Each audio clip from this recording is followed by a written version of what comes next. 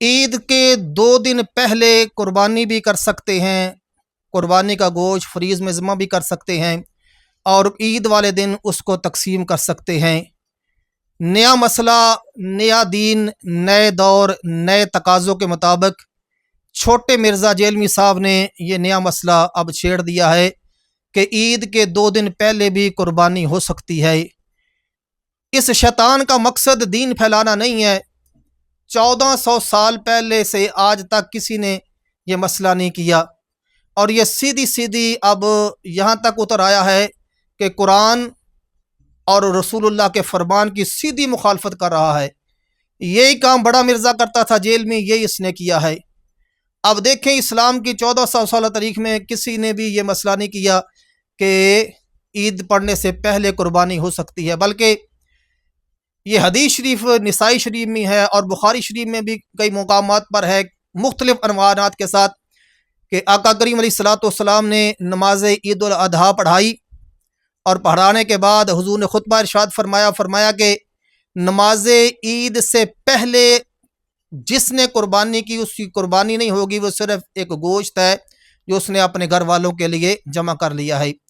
سیدنا بردہ رضی اللہ تعالیٰ عنہ کھڑے ہو گئے اور عرض کرتے ہیں، یا رسول اللہ، میرے پاس اب ان کا مقصد بھی دیکھیں یا رسول اللہ، میرے ہمسائے غریب تھے، میں چاہتا تھا کہ وہ بھی گوشت کھا لے، تو میں نے ان کی وجہ سے جلدی بکری ذبح کر دی، اپنی قربانی کر دی۔ اب مقصد بھی کتنا نیک ہے کہ ہمسائے غریب ہیں، چلو وہ بھی کھا لیں گے، جلدی ذبح کر دی۔ تو آقا کریم علیہ الصلوۃ والسلام نے فرمایا، تمہاری قربانی نہیں ہوگی، اب تم قربانی دوبارہ کرو گے۔ یعنی نماز عید پڑھنے سے پہلے کسی صورت بھی قربانی جائز نہیں ہے۔ 1400 سال تک مسئلہ یہی رہا ہے۔ اب اس شیطان کے، کیونکہ جب جس کے ویو کم ہوتے ہیں نا، تو پھر اس کو پتہ ہے جب تک میں کوئی شیطانی نہیں چھوڑوں گا میرے ویو نہیں بڑھیں گے۔ اور یہ وہ انسان ہے کہ شیطان کے بعد انسانیت کی تاریخ میں سب سے زیادہ جس پر لعنت کی گئی ہے یہ مرزا جیلمی ہے، چھوٹا مرزا۔ اب دیکھیں، ایک طرف صحیح احادیث مبارکہ اور دوسری طرف اس لعنتی کا کام کہ جو نماز عید پڑھنے سے پہلے قربانی کرتا ہے اس کی قربانی نہیں ہوتی، وہ گوشت ہے جو اس نے اپنے لیے جمع کر لیا ہے۔ یہ آقا کریم علیہ الصلوۃ والسلام کا فرمان ہے، بخاری میں بھی ہے، اور یہ سیدنا ابو بردہ رضی اللہ تعالیٰ عنہ واقعہ سنن نسائی شریف میں ہے، حدیث شریف نمبر ہے 1564، اور بہت ساری کتب احادیث میں یہ روایت آئی ہے۔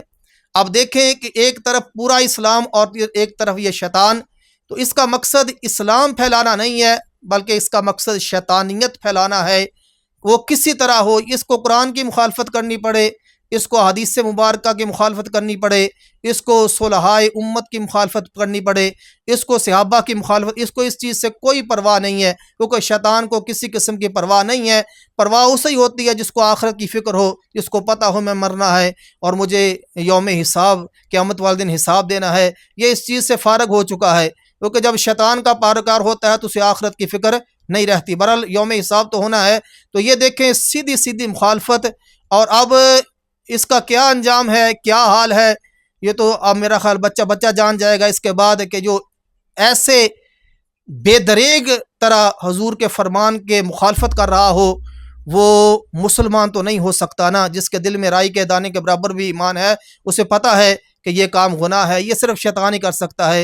اور یہ تو شیطان کو میں کہتا ہوں کاٹ گیا ہے، کہ جس نے سیدھی 14 صدیاں تک جس پر ساری امت متفق ہے، اس نے یہ ایسا ہی کام کرتا ہے کہ جس پر ساری امت متفق ہے، اس نے اس میں رکھنا ڈال دیا تاکہ میرا شیطانیت وچ لازمی لت پوے، تاکہ میرا نا آ جاوے۔ بس مقصد یہی ہے، ویو لینا اور پیسے کمانا اس کا مقصد ہے، اور کوئی مقصد نہیں ہے۔